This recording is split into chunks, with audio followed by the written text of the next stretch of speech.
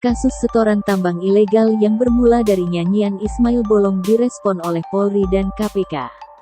Terkini Polri segera menetapkan status hukum pada Ismail Bolong. Di sisi lain, Mabes Polri dibantu Polda Kaltim terus melakukan pencarian pada Ismail Bolong. Sementara itu, KPK juga mulai mengumpulkan bukti soal dugaan tambang ilegal yang diduga menyeret Kabareskrim Komjen Agus Andrianto dan Tan Pauline.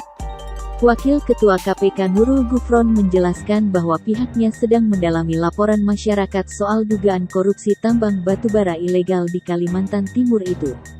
Dilansir dari tribunnews.com, Kapolri Jenderal Polisi Listio Sigit Prabowo menyebut pihaknya akan segera menentukan status hukum Ismail Bolong soal dugaan kasus tambang batu bara ilegal. Mantan Kabareskrim Polri ini menyebut hingga kini kasusnya masih ditangani Bareskrim Polri dan Polda Kalimantan Timur.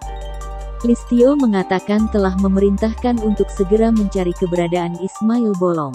Diberitakan sebelumnya, mantan anggota Polres Samarinda Ismail Bolong mengutus agar keluarganya diperiksa terlebih dahulu di kasus tambang batu bara ilegal pada Kamis tanggal 1 Desember tahun 2022. Diketahui, Ismail Bolong batal diperiksa dalam kasus tambang ilegal pada Selasa, tanggal 29 November tahun 2022. Alasannya, dia tengah mengalami sakit hingga stres karena lihat pemberitaan kasusnya di media. Direktur Tindak Pidana Tertentu Bareskrim Polri Brigjen Pipit Rismanto mengatakan bahwa penyidik telah mendapat menghubungi pihak Ismail Bolong melalui kuasa hukumnya.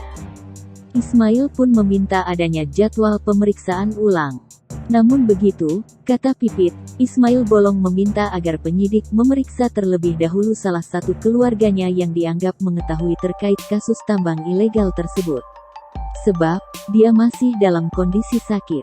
Pipit menuturkan bahwa keluarga Ismail Bolong masuk ke daftar pemegang saham ataupun pejabat di perusahaan yang diduga terkait tambang ilegal. Bahkan, anak Ismail Bolong pun disebut menjabat sebagai direktur utamanya. Lebih lanjut, Pipit meminta awak media bersabar terlebih dahulu terkait pendalaman terkait kasus tambang ilegal yang diungkap Ismail Bolong.